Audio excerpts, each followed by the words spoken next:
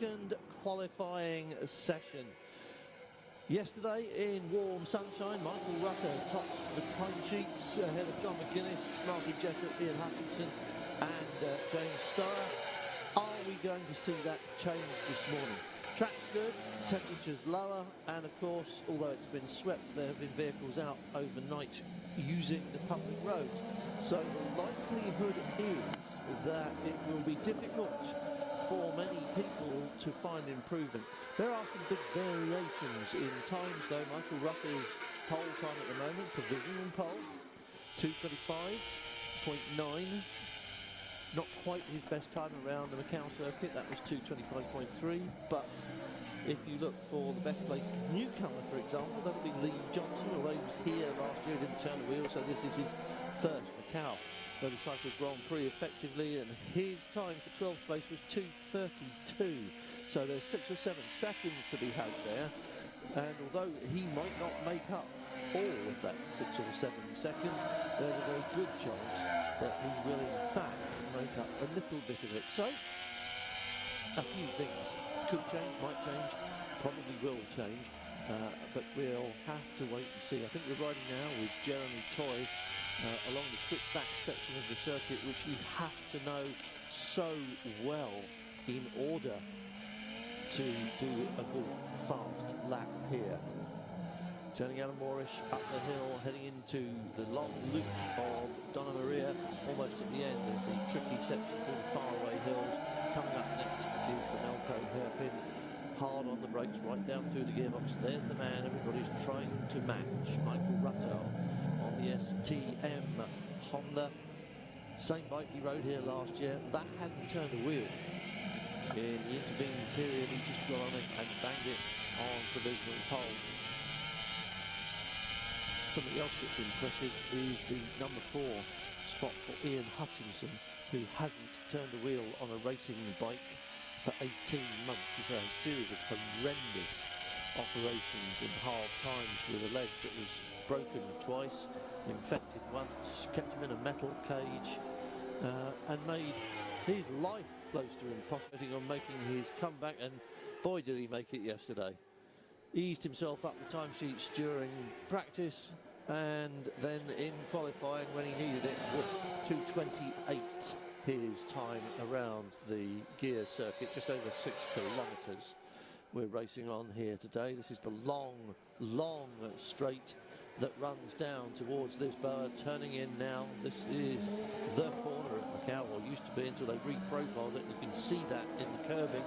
The Armco there follows the old circuit line, and the curbing shows you where they brought it out a bit to try and slow people's enthusiasm down. Up San Francisco Hill, we're looking at Gary Johnson. Where was he yesterday? He was in 9th place, 2:29. Just starting to see some times coming in, and Gary's first sector time has gone purple best out of anyone so far today. And now into the hills.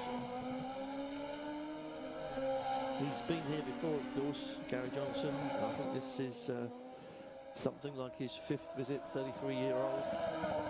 So he knows his way around, and it does take a little bit of time. And you'll notice that, actually, if you... I'm not going to embarrass anybody on this, but if you read the entry list, there are a lot of people who are no longer spring chickens, okay? And you have to have some experience of road racing and on Macau before you can really do well. As I said, the very best newcomer, young Lee Johnston, on the circuit, which is what everybody knows Michael Rutter's here to do. And just that was that Roman stand just lifting the back wheel going into Lisboa there. We're at the top of the circuit now. Let's have a look then on today's times. Anyway, it is Michael Rutter, the only man who is anywhere near yesterday's times with a 2:26.2. He is just about 3/10 off what he did yesterday. John McGuinness 2:29, and he did 2:27 yesterday. Martin Jessopp 2:29, he did 2:27. Gary Johnson 2:28, he's a little bit better than his 2:29.2 yesterday, almost a second in fact. Hutchie is almost bang on what he did yesterday, just a little bit slower, so he's going well. Storer's 2:28.2 yesterday is a 2:28.4 today. So you can see how difficult it is to match even the times from yesterday. And I am not sure that we're going to see an improvement over yesterday's times from anyone. Jeremy Toy, 57, we just caught a glimpse of him. We were riding with him out the back.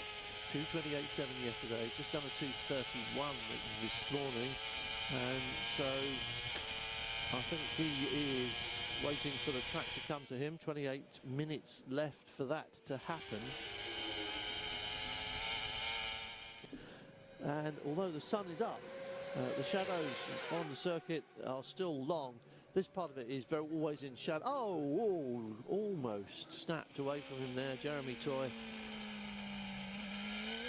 makes the turn. One or two people have kissed the armhole, as they say, and quite a rough kiss, in fact, yesterday during qualifying. And you see the front wheel go light as they go up the hill, San Francisco through Hospital Hill towards Maternity.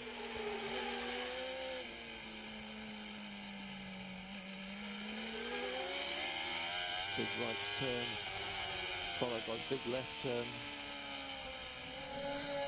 Now it starts to go all loopy on you through the S's. You have to know this very well. If you look ahead, you'll see the problem the riders dealing with it in a lot of places. The Armco here, black and yellow, both sides of the track, tends to merge together, tends to blend in, and it's very hard to pick out the edges of the race. Midfield, there is your leaderboard, and how extraordinary. Little row of Union Jacks there, you'll notice. Hardly surprising, really. About half of the riders here come from Great Britain and Northern Ireland, where road racing is a big thing. But you'll see more and more names from Europe appearing, as well as road racing becomes more and more popular. Didier Grams, the European road racing champion for this year, in 9th place. Isle of Man fans will be very happy with that for Dan Neen, and everybody's pleased for Lee Johnson as well. Jamie Hamilton in 19th place, been a bit of a star this year on the road, as Jamie Hamilton came here last year. This is his second look at the circuit, and it does take a while for everybody to get to grips with it. Sandor Bitter recovering from injury, another one. The